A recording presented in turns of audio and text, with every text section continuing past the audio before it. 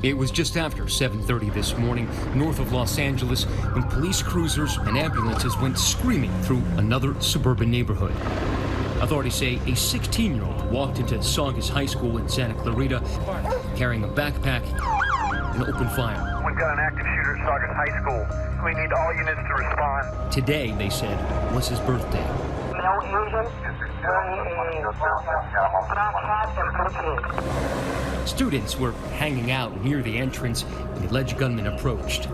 From the time that he withdrew the handgun from his backpack to the time that he was on the ground with a gunshot wound to his head was about 16 seconds. It's the worst nightmare for parents to have to go through. Off-duty officers dropping their children off at school became first responders. Within seconds, on the scene, finding multiple students with gunshot wounds. They tended to the care of all of the victims and got the first aid rolling. So their actions definitely saved lives. You could see down below another victim being wheeled. Those wounds inflicted with a pistol at close range, killing a 14-year-old boy and a 16-year-old girl. I have one down inside the office, and I need paramedics right now. You can see how many fire crews and rescue crews and police officers are behind me. Dozens and dozens here, including SWAT teams at the school and parents and others just standing by. Some parents received text messages from their terrified children. One heartbreaking message reading, "I don't know what's going on, but I love you and Dad so much." The boy's mother replying, "I love you, baby." Everyone went quiet, and then we heard two more. And that's when we're like, this is not okay. Something is wrong. This is not normal. Yeah. And then another pause, and three more, and that's when we grabbed our friends and we just ran. I first heard the shots, then I heard people start running, and everyone was panicked. We turned off the lights, we locked the doors, and then we all just sat and waited. Choir teacher Kaitlin Holt was in her classroom, a jazz choral masking the gunshots, but then students ran in. One of the students who had run into my class, she told me she believed she had been shot. We got the gunshot wound kit, which we thankfully have. Yes, classrooms in this district are now equipped with kits to treat gunshot wounds. I've never had to treat a gunshot wound as a choir teacher, and there's something really wrong, and something has to change, because I held a bleeding child today in a room with 40 sobbing children. They'll never be the same. I'll never be the same.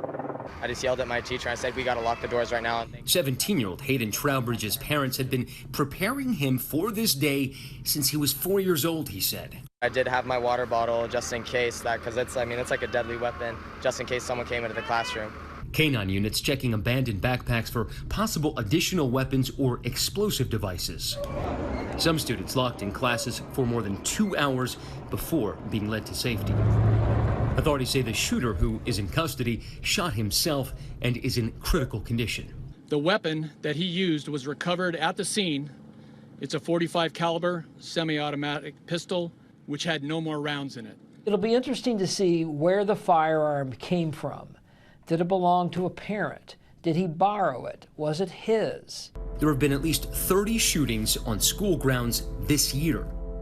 And this morning on Capitol Hill, Senator Chris Murphy calling on his colleagues to pass universal background checks legislation. We can't go 24 hours without news of another mass shooting somewhere in America. And just moments later, his fellow Connecticut Senator Richard Blumenthal was urging the passage of the same bill when he was passed a note with the news of this latest tragedy. If we fail to act, as I speak,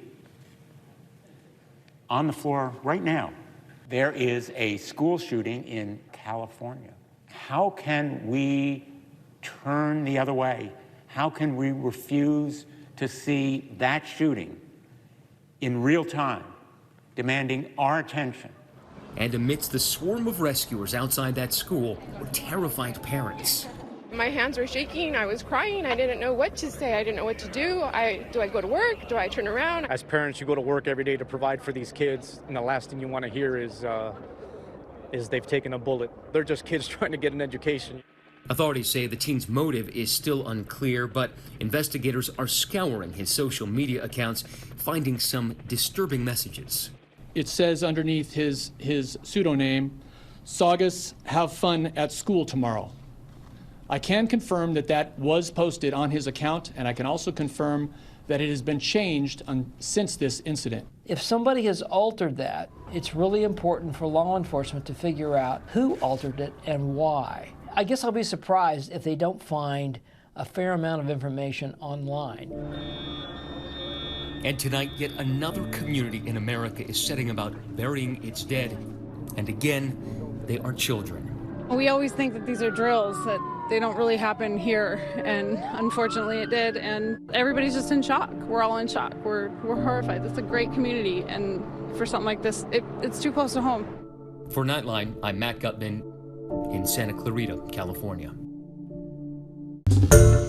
Hi everyone, George Stephanopoulos here. Thanks for checking out the ABC News YouTube channel. If you'd like to get more videos, show highlights, and watch live event coverage, click on the right over here to subscribe to our channel, and don't forget to download the ABC News app for breaking news alerts. Thanks for watching.